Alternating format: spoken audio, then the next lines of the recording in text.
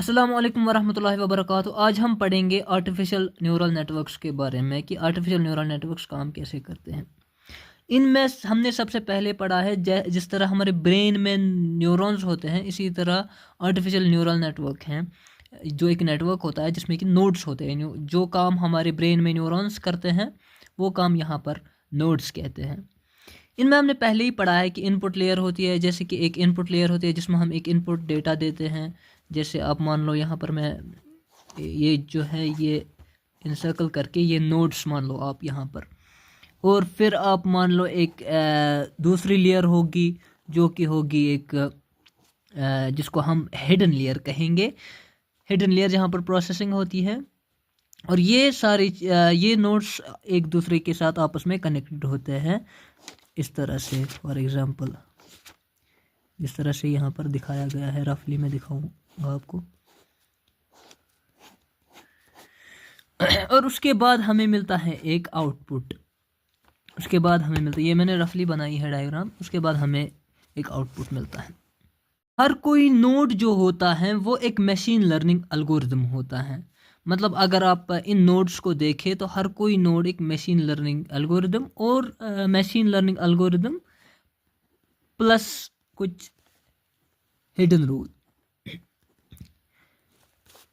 हर कोई नोड एक तो मशीन लर्निंग एल्गोरिदम होता है और कुछ हिडन रूल होते हैं इसमें। तो हर कोई नोड इसी तरह होता है कि ये एक मशीन लर्निंग एल्गोरिदम होता है।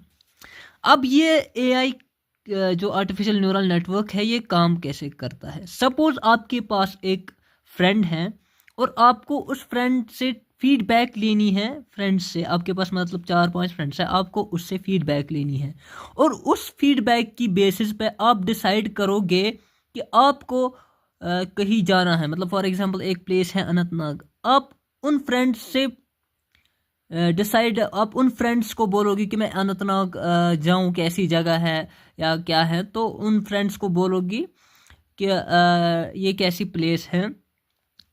सो उनके फीडबैक के बेसिस पर अब आप क्या करोगे, आप देखो कि न्यूरल नेटवर्क कैसे काम करता है। देखो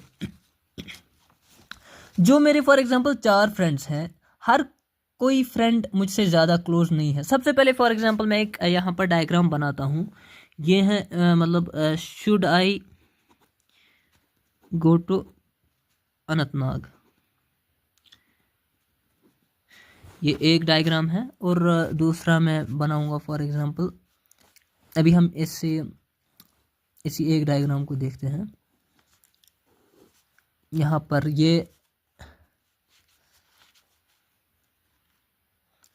ये दूसरी लेयर मान लो आप।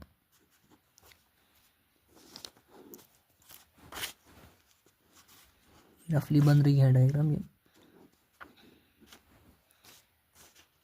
अब मान लो हाँ ये यहाँ पर फॉर एग्जांपल अब मैं 4 फ्रेंड्स को बनाता हूँ, जैसे अफसा, उनैब, बिस्मा और फुरकान। फॉर एग्जांपल मैंने 4 फ्रेंड्स को बनाया यहाँ पर, और यहाँ पर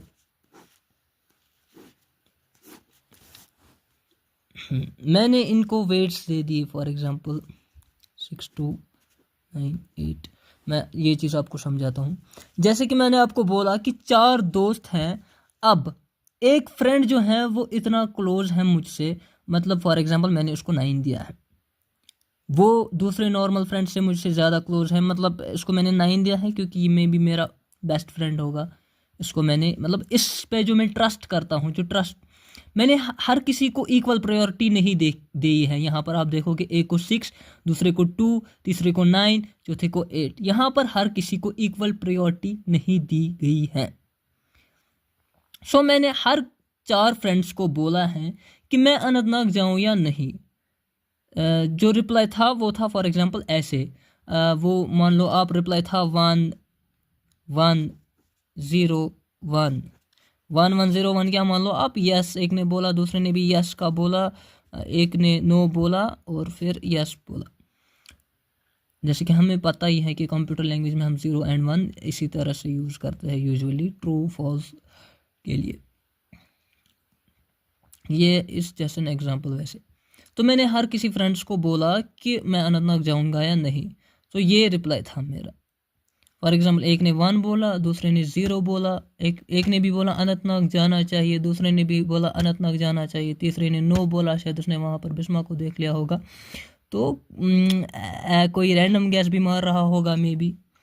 सो यहाँ पर अगर अब मैं एक फार्मूला बनाऊंगा just for the sake of example, जैसे मैंने सबको प्रायोरिटीज़ दी है, मैंने इन चारों को कुछ वेट्स असाइन किए हैं, एक पे मैं 6 ट्रस्ट करता हूँ, या दूसरे पे मैं 2 ट्रस्ट करता हूँ, तीसरे पे मैं 9 ट्रस्ट करता हूँ, चौथे पे मैं 8 ट्रस्ट करता हूँ। अब मैं एक फार्मूला बनाता हूँ फॉर एग्जांपल यहाँ पर, जैसे ये 6 है, ये मैं बस एग्जांपल के लिए बता रहा हूँ, जैसे 6 हैं और 6 को 1 के साथ किया, 6 को 1 के साथ किया इनटू, जो कि 1 मुझे मतलब यस बोला था उसने, ये वाला 1, फिर प्लस किया फॉर एग्जांपल 2, दूसरे को मैंने वेट्स दिया है, फिर इनटू 1, फिर तीसरे को मैंने वेट दिया है 9, फिर उसको किया, और फिर चौथे को मैंने 8 के साथ 1 इनटू किया, उसके बाद इसको मैंने फॉर एग्जांपल डिवाइड किया 5 से, और मेरा आंसर आया फॉर एग्जांपल 3.2। ये जस्ट एग्जांपल है।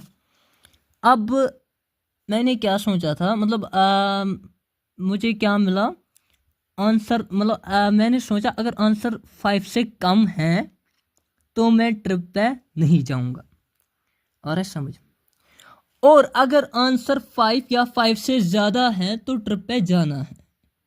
ये चीज़ आ रही है समझ।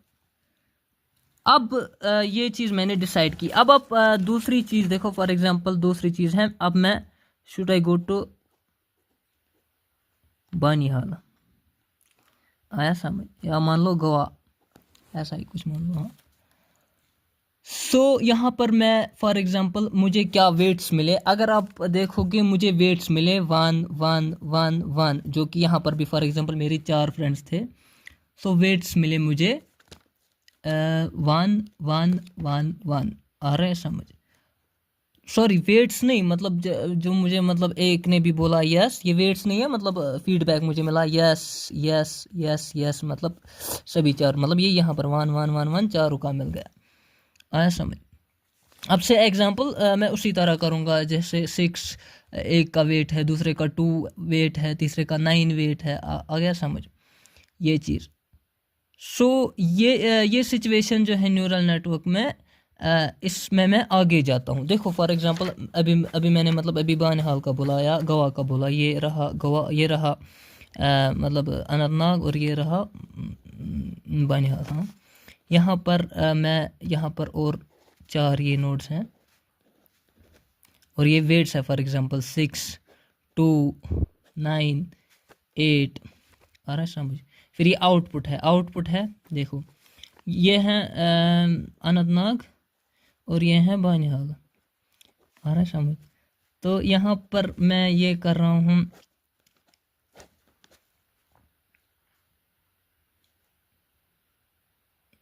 ये 4 नोड्स के साथ ये कनेक्ट हो रहा है, यहाँ पर ये 4 नोड्स के साथ कनेक्ट हो रहा है, आ रहा है समझिए। अब रफली मैं डायग्राम बना रहा हूँ। सो यहाँ पर क्या आएगा, मतलब अनंतनाग में सभी के वोट्स थे, मतलब सभी, मतलब अनंतनाग में फॉर एग्जांपल अनंतनाग में मुझे क्या आया, मैंने बोला 5 से कम होगा तो मैं नहीं जाऊँगा, अनंतनाग में 0 आया उसमें, लेकिन मुझे मतलब फॉर एग्जांपल अगर उसमें मैं देखूंगा जब मैं कर रहा हूँ वहाँ पर मान लो मतलब 5 आया आंसर, अगर मैं वैसे कैलकुलेशन करूँगा जैसे मैंने आपको दिखाया था पिछली बार। सो यहाँ पर क्या होगा, देखो यहाँ पर मतलब अब ये है ना अनंतनाग बानिहाल, मतलब या तो 0 है या तो 1 है, 0 और 1 आएगा ना, 0 और 1, 0 और 1।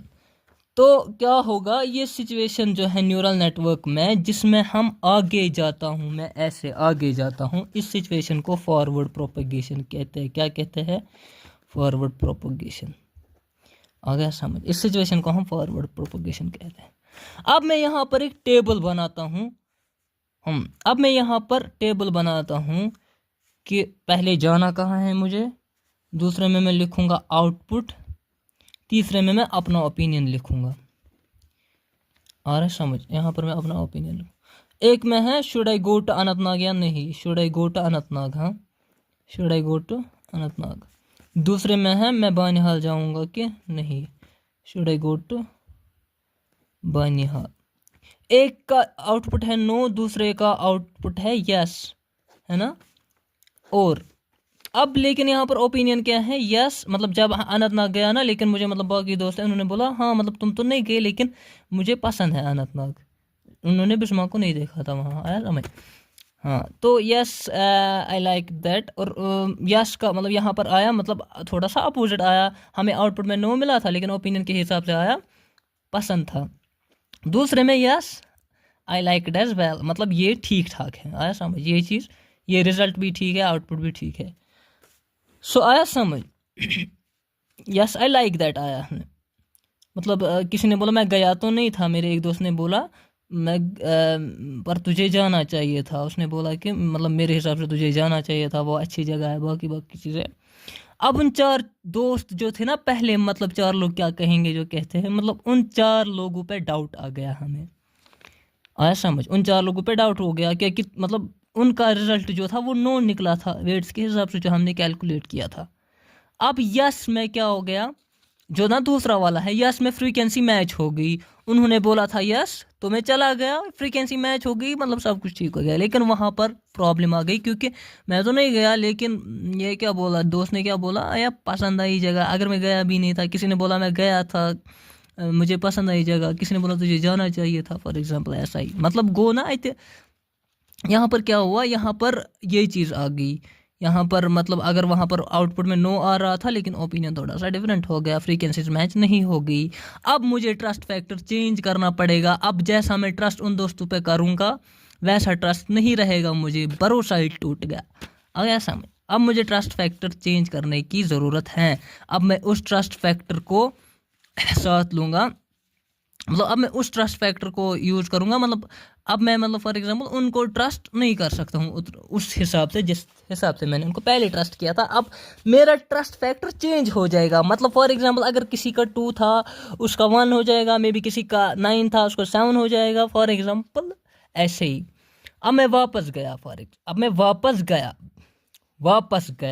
वापस गया मतलब अब मैं वापस आया इन वेट्स की तरह, आया समझ। यहाँ से मैं वापस आ रहा हूँ वेट्स की तरह। इस चीज़ को हम बैक प्रोपोगेशन कहते हैं। मतलब इन लोगों के ओपिनियन को चेंज तो मैं नहीं कर सकता, इन्होंने जो बोला है वो चीज़ मैं चेंज नहीं कर सकता, मतलब इन्होंने बोला है तुझे जाना चाहिए, लेकिन मैं ट्रस्ट फैक्टर को चेंज कर सकता हूँ, मतलब मैं वेट्स को चेंज कर सकता हूँ, आया समझ। तो वेट्स को मैं चेंज कर सकता हूँ, जो मैं ट्रस्ट फैक्टर दे रहा हूँ, तो हम बैक प्रोपोगेशन में वेट्स को चेंज करते हैं, आया समझ। बैक प्रोपोगेशन क्या हो गया, वेट्स को चेंज करना, वापस लाना, ताकि जो आउटपुट है वो करेक्ट आ जाए और हमारी फ्रीक्वेंसीज को मैच कर पाए। जो भी आउटपुट है वो करेक्ट आ जाएगा, क्योंकि हमें जो चीज़ रिजल्ट में मिल रही थी वो फ्रीक्वेंसीज मैच नहीं आ रही थी, तो हमने क्या किया, आउटपुट को चेंज किया ताकि वो मैच हो जाए फ्रीक्वेंसीज। तो इस स्टेप को क्या कहेंगे, बैक प्रोपोगेशन, क्योंकि हम यहाँ पर वापस आ रहे थे। फॉरवर्ड प्रोपोगेशन मैंने यहाँ से ही मतलब बोला आपको, इससे पहले फॉरवर्ड। तो न्यूरल नेटवर्क में पहले फॉरवर्ड प्रोपोगेशन होता है। हर न्यूरॉन के आंसर्स निकलते हैं, फॉर एग्जांपल मतलब क्या क्या होगा, हर न्यूरॉन्स के आंसर निकलते हैं पहले, जैसे हमने फॉर एग्जांपल कैलकुलेशन भी की। अब मैं देखता हूँ जो आंसर आया मेरे पास वो सही भी है या नहीं, मैच कर रहा है या नहीं, आ रहा है समझ। एक्चुअल आउटपुट जो है उससे वो मैच कर भी रहा है या नहीं। अगर मेरे एक्चुअल आउटपुट से वो मैच नहीं कर रहा है तो मैं क्या करूँ, ये चीज़ मैं एवेलुएट करता हूँ, और अगर वो मैच नहीं कर रहा होता है तो मैं उस एल्गोरिथम में वापस जाता हूँ, बैक प्रोपोगेशन करता हूँ, आया समझ। मैं उस एल्गोरिथम में वापस जाता हूँ, अगर मुझे परफेक्ट रिजल्ट नहीं मिला तो मैं वापस जाता हूँ, बैक प्रोपोगेशन करता हूँ, आ गया सब। बैक प्रोपोगेशन में क्या होता है, उन वेट्स को चेंज करता हूँ जो वेट्स पहले असाइन हुए थे। फिर रेपिटेटिव प्रोसेस चलता रहता है जब तक मुझे एक फाइन ट्यून्ड वैल्यू नहीं मिल जाता, अगर समझ। जब तक एक फाइन ट्यून्ड वैल्यू नहीं मिल जाता तब तक ये फॉरवर्ड और बैकवर्ड प्रोपोगेशन का काम चलता रहता है। अब जब ये बैक प्रोपोगेशन और फॉरवर्ड प्रोपोगेशन के सारे काम हो गए हैं, अब हमारा मॉडल रेडी होता है प्रेडिक्शन के लिए। अब से एग्जांपल हमें एक वेट्स मिल गए, फॉर एग्जांपल ये वेट्स मिल गए हमें, उसके बाद 4 5 6 7 या हमें वेट्स मिल गए, अगर समझ। फॉरवर्ड बैकवर्ड कर करके हम फाइनल रिजल्ट्स पर आ गए। फिर मतलब फॉर एग्जांपल मैं इस सिचुएशन पे आ गया, ये वाली, ये जो 4 5 6 7 है। अब मुझे बराबर चीज़ मिल गई। अब जब मुझे बराबर चीज़ मिल गई तब मैं कहता हूँ कि फाइनल मॉडल रेडी है। आ गया समझ? तब मैं बोलता हूँ कि फाइनल मॉडल रेडी है। अब आप इसमें अब इसको डिप्लॉय कर सकते हैं। अब आप प्रेडिक्ट कर सकते हैं आराम से जो भी करना हो। तो ये चीज़ होती है ANN में। ये चीज़ थी ANN का फील्ड लाने के लिए कि असल में अंदर से क्या होता है। अगर आपको समझ आया होगा तो वो आपका बहुत शुक्रगुजार होगा मैं।